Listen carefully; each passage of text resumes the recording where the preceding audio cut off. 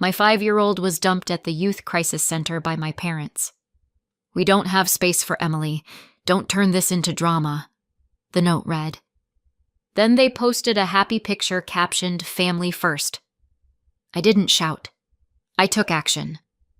3 days later, they called their lawyer in panic.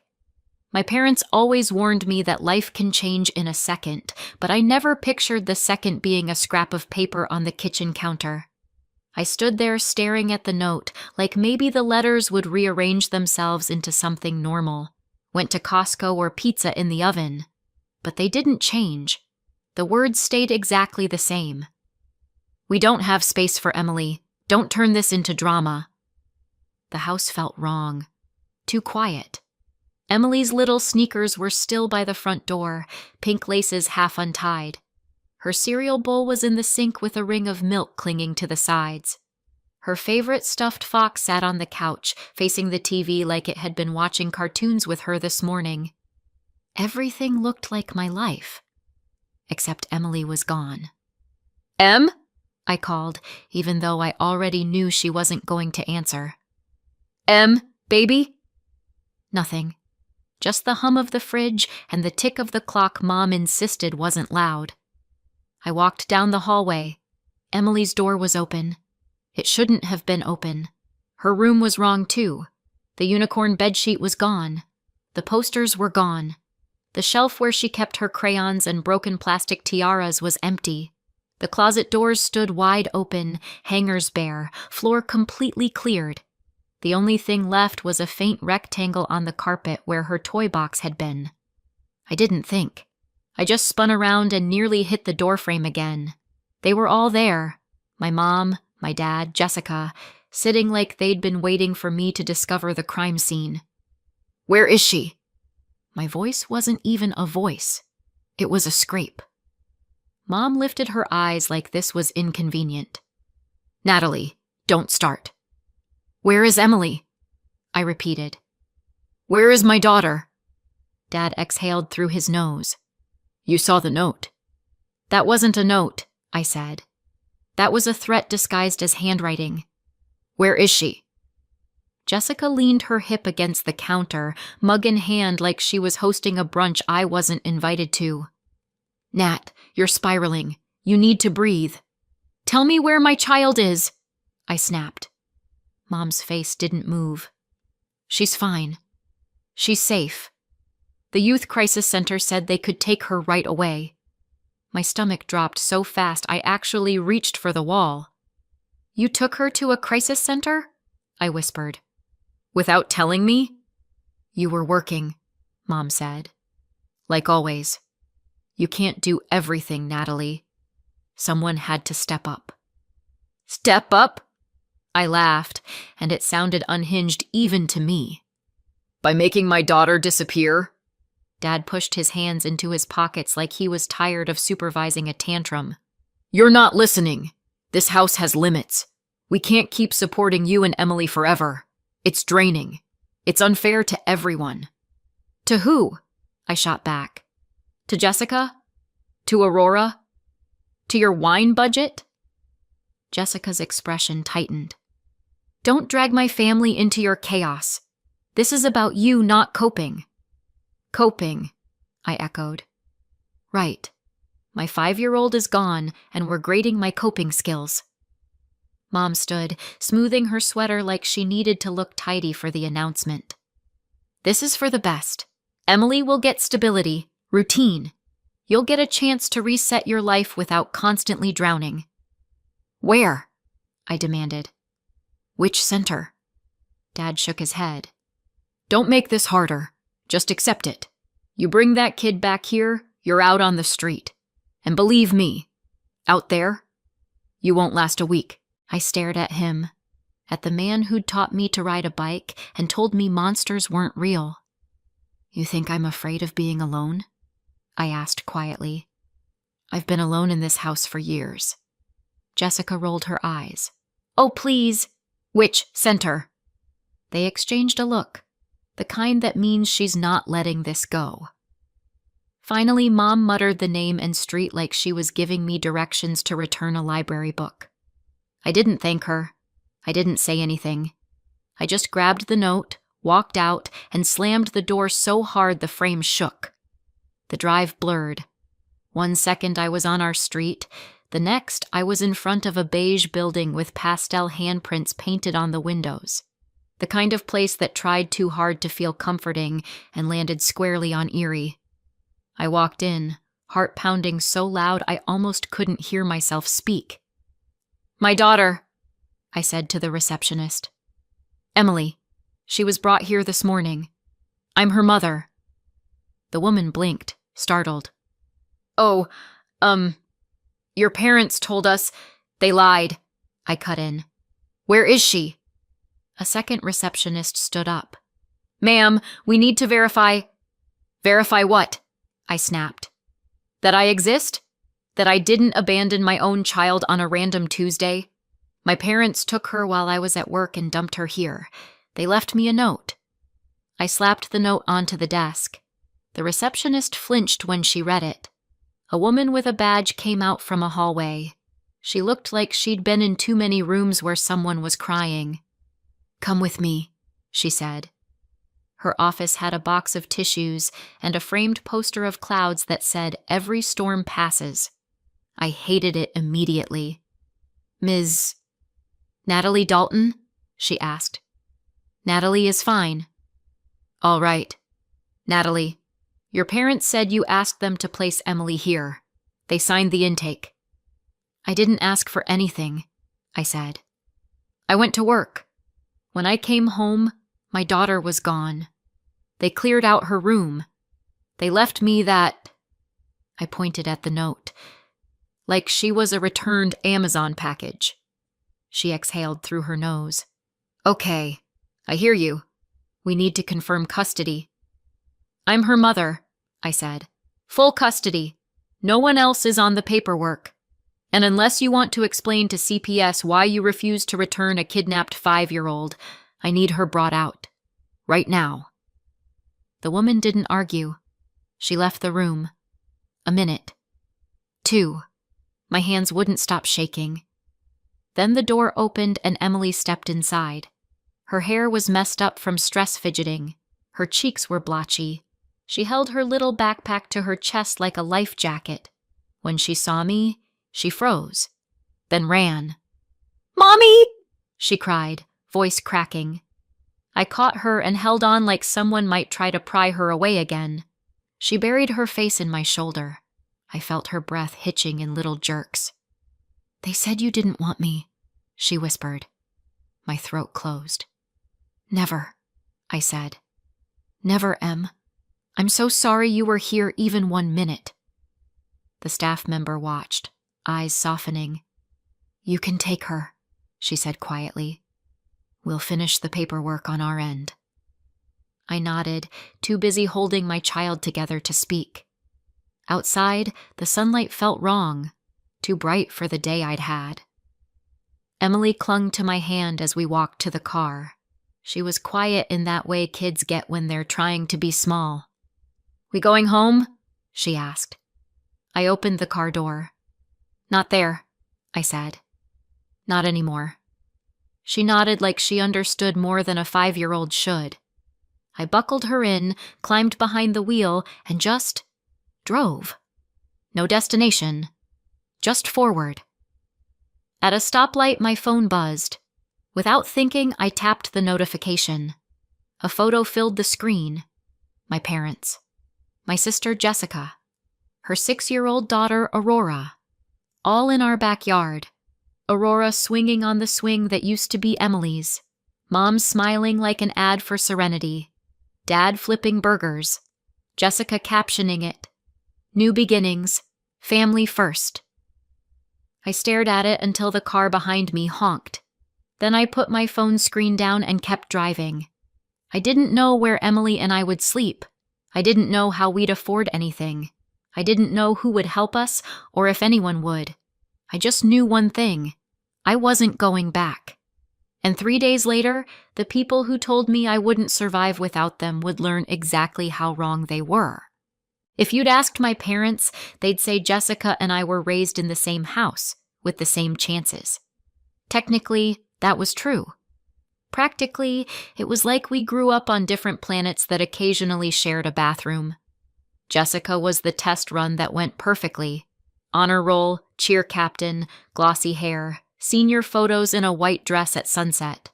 They paid for her degree, her wedding, the down payment on her first condo.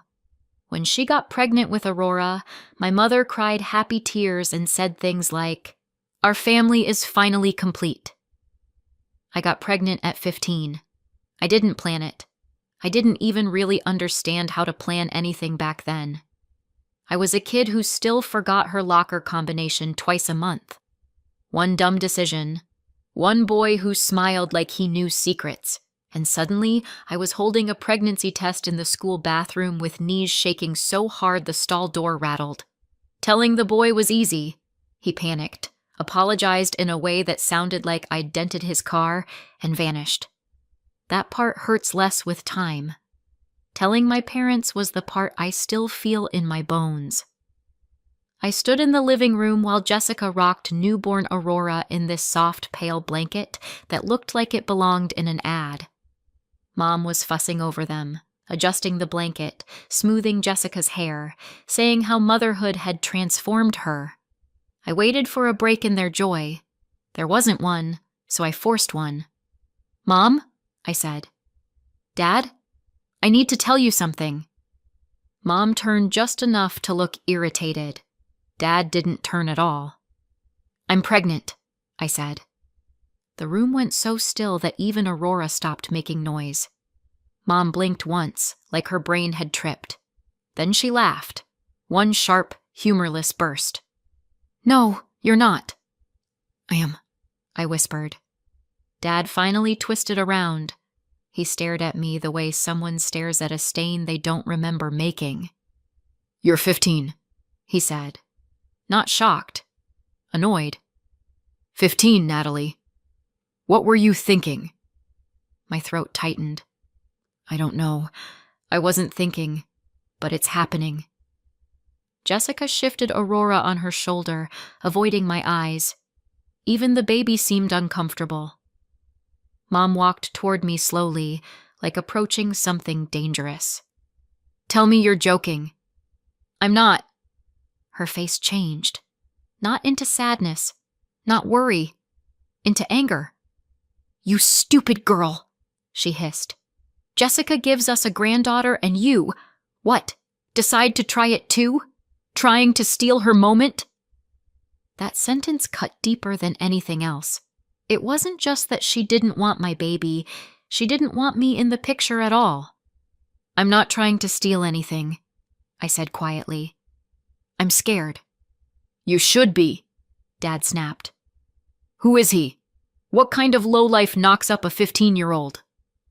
I shook my head. "I'm not telling you. Of course you're not," Mom said. "Because you don't even know, do you? Wow, Natalie, I thought you had more sense." I felt heat climbing up my neck. "I know exactly who he is. I'm not naming him. That's my decision." "Well, here's ours," Dad said. "You're getting rid of it." My stomach dropped. "No," I whispered. "I'm keeping her."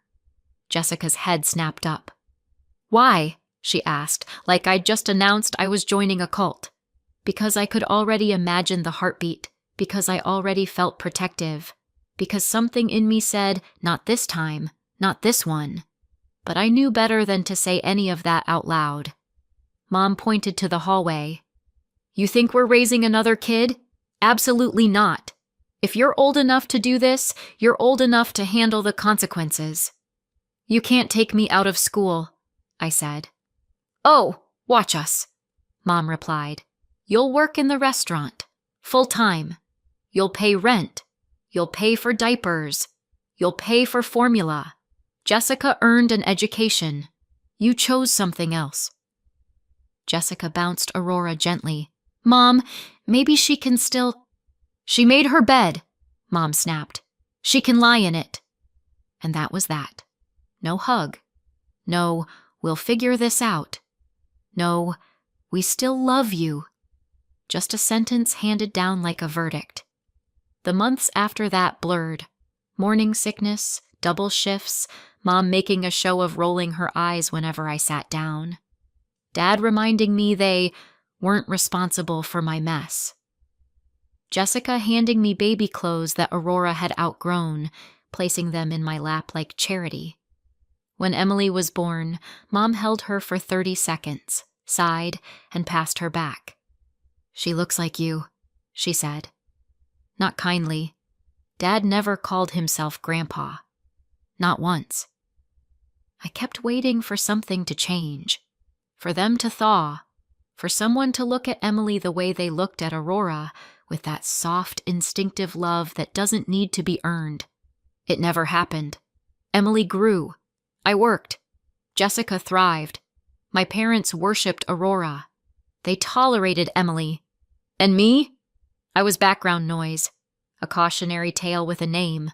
Looking back, every sign was there.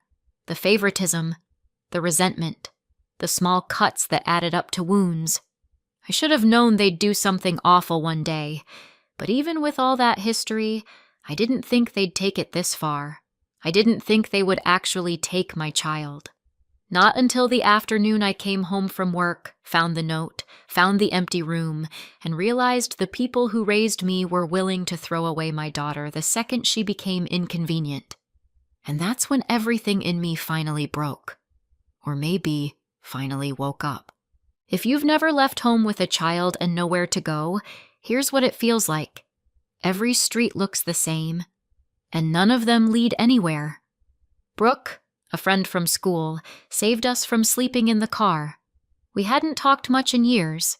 She messaged me sometimes, liked pictures of Emily, sent the occasional, "we should hang out." When I texted her, "Do you know anyone with a spare couch?" she sent back one word, "Mine." Her apartment was small and smelled like coffee beans and vanilla candles. She cleared off her couch, dug a spare blanket out of a closet, and handed Emily a mug of hot chocolate like it was an emergency kit. "You can stay a few days," she said. "We'll figure the rest out." I wanted to argue. I didn't. I was too tired. The next morning, while Emily drew pictures at the kitchen table, Brooke sat on her phone and fired off messages like a general organizing troops. "You've got restaurant experience," she said. "I know a girl who works at a cafe downtown. They're always short-staffed. Day shifts, mostly. You could work while Emily's at school. It's not glamorous, but it's a paycheck that doesn't come with your parents attached." It wasn't a plan, not really, but it was a starting line. I took the job. The cafe manager took one look at my raised in a restaurant speed and put me on the schedule by the end of the week. It was exhausting, but it was honest. No sighs when I clocked in, no lectures about being lucky to have this. Just coffee, customers, and sore feet. For the first time in years, I could almost see a version of the future that was mine. On the third night at Brooks, when Emily had finally fallen asleep on a pile of pillows, my phone buzzed with a notification I almost ignored. A message request from someone I didn't know. "Hi. I hope this isn't weird. My name is Joanna. I believe you knew my son Ethan." I stared at it so long the screen dimmed. I could have ignored it. Part of me wanted to. The name felt like a bruise. Instead, I typed, "Yeah." I did. "Why?" The reply came fast. "I know this is a lot. Ethan passed away a few months ago. Before he died, he told us there might be a child. He didn't know for sure. He said he treated you badly and regretted it. He gave us your name and asked us to try to reach out if we ever found you. If I'm wrong, I'm so sorry to bother you. But if I'm not, could we talk?" I read it 3 times. Ethan was dead. He'd talked about me. He'd regretted it. It didn't fix anything. It did crack something open. I told Brooke I had to meet someone. I left Emily with her, kissed her forehead, and took the bus across town. Joanna's house looked like the kind of place my parents would have driven past slowly just to complain about property taxes. Big, with a wide porch and actual columns. There were roses climbing a trellis and a brass knocker on the door that probably cost more than my entire wardrobe. A man in his late 50s, Thomas, as I'd soon learn, opened the door. He had Ethan's eyes, but softer. "Natalie?" he asked. "Yes." He smiled like he'd been holding his breath for months. "Come in. Joanna's in the living room." The living room had paintings on the walls and shelves full of books and family photos. Ethan as a kid, Ethan at graduation, Ethan on a horse with a helmet slightly crooked. My stomach turned. Joanna stood up when she saw me. She looked tired in the way grief exhausts you from the inside out. "Thank you for coming," she said. "Please, sit." I sat on the edge of a very nice couch and held my hands together so they wouldn't shake. "I won't ask you any questions you don't want to answer," she said. "I just need to know. Did you have a child with my son?" There are 100 ways to pretend. I was too tired for any of them. "Yes," I said. "Her name is Emily. She's 5. Joanna closed her eyes for a second. When she opened them, they were wet. "Thank you," she whispered. Thomas cleared his throat. "Ethan told us about you before he died," he said. "He said he'd been a coward, that he'd pushed you into something you didn't want, that he'd asked you to take care of it, and when you didn't, he ran. He was ashamed. He didn't know if you'd kept the baby. He just kept saying, 'If she did, she's out there alone because of me.'" I didn't know what to do with that. Part of me wanted to be angry he got a deathbed redemption arc when I got lectures and double shifts. Part of me was weirdly relieved he hadn't just moved on and forgotten I existed. "There's something else," Joanna added. "Ethan's grandmother left a trust. It was written so that any children he had would inherit if something happened to him." Thomas picked up the thread. "We don't have other grandchildren," he said. "If Emily is his, then the trust is hers. We've spoken to a lawyer. We'd need a DNA test, of course, to make it official. But we wanted to talk to you first, not behind your back." It was too much information layered over a life that still smelled like Brooke's couch and cafe steam. "A trust," I repeated. "A substantial one," Joanna said carefully. "What do you want from me?" I asked. "Nothing you don't want to give," Joanna said. "We want to know Emily. We want to help. We can't change what Ethan did, but we can try to do right by his daughter, and by you, if you'll let us." I believed her. I don't know how. Maybe it was the way she said daughter, like it mattered. They introduced me to Mr. Donovan the next day. He wore a gray suit and glasses and talked like every sentence could be evidence later. "With your permission," he said, "we'll arrange a DNA test. If it confirms paternity, as we expect, the trust fund will be transferred into an account in Emily's name. As her guardian, you'll be able to manage it under certain conditions, and Joanna and Thomas are prepared to offer housing and support if you choose." Housing. Support. Words my parents had only ever used as weapons. I signed the consent forms. My hands still shook, but this time it wasn't from fear alone. If life were fair, the story would have ended with the DNA test.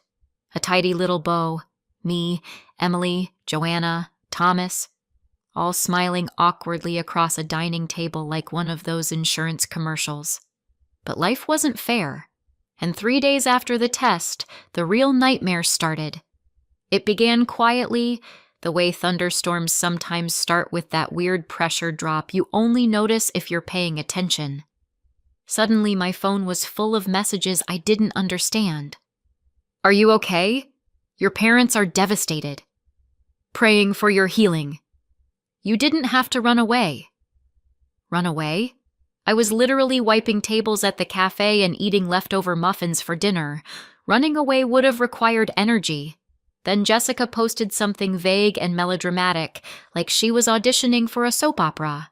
Sometimes doing the right thing breaks your heart. And people commented things like, "You're so strong," and "Poor Aurora, this is so hard." It took me a full hour to realize the hard thing was apparently me existing. Then Joanna called. Her voice was gentle, but too careful, like she was holding a fragile box and wasn't sure if it was empty or full of snakes. "Natalie Dalton, we received a message from your parents." My stomach dropped. People only use your full name when something's wrong. No one ever says Natalie Dalton before offering you free cookies. "What did they say?" I asked. There was a pause. Not long, but long enough for my heart to start mapping escape routes. "They implied you might have been struggling," she said softly. "Emotionally." Another pause. "And that you recently abandoned Emily." My mouth went dry. "What?" "They said they rescued her," Joanna continued, voice cracking. "They said the note was forged. They attached screenshots, statements. They sounded very concerned." For a second, the room around me blurred. Brooke had to say my name twice before I remembered I had a body. "They're lying," I whispered. "I want to believe you," Joanna said. "I do, but this is serious, and with the trust, we need to be careful. We need to understand what happened." My parents hadn't just spread rumors. They'd gone for the nuclear option. Make everyone doubt me. Even the people who barely knew me, the ones who actually wanted to help. I hung up and stared at my hands for a long time. They looked like her hands. The hands of a girl who'd carried plates at a restaurant since she was 16, who'd never been given the benefit of the doubt. If they could convince Joanna and Thomas, they could convince anyone. The next morning, the official hit landed on Brooke's doormat. A letter, thick envelope, lawyer's logo, my full name printed like a threat. Petition for emergency custody. I read the first paragraph and had to sit down. According to them, I had kidnapped Emily, abandoned her at the Youth Crisis Center, forged a note, fled the family home, endangered my child, manipulated Ethan's family for money, and was emotionally unstable, historically irresponsible, and unfit to parent. Brooke put a hand on my shoulder. "Nat, what are you going to do?" What was I going to do? I was going to fight. Even if the fight killed me. I took every dollar I had, plus a loan I had no business taking, and hired a lawyer. A real one. The kind who didn't blink when I explained the whole story in the span of one breath. He closed the file slowly. "Your parents are thorough," he said. "But lies often look polished because they've been rehearsed." "Great," I muttered. "Glad they rehearsed." We prepared for court in Brooke's living room. Emily colored at the coffee table, humming softly. Every so often she'd look up and ask if we could go to the park later. I kept saying maybe, even though I didn't know if I'd have her next week. Nights were worse. I lay awake listening to Brooke's refrigerator hum, imagining every possible ending. My parents winning. Joanna and Thomas deciding I was too unstable. Losing everything I'd spent 5 years trying to build.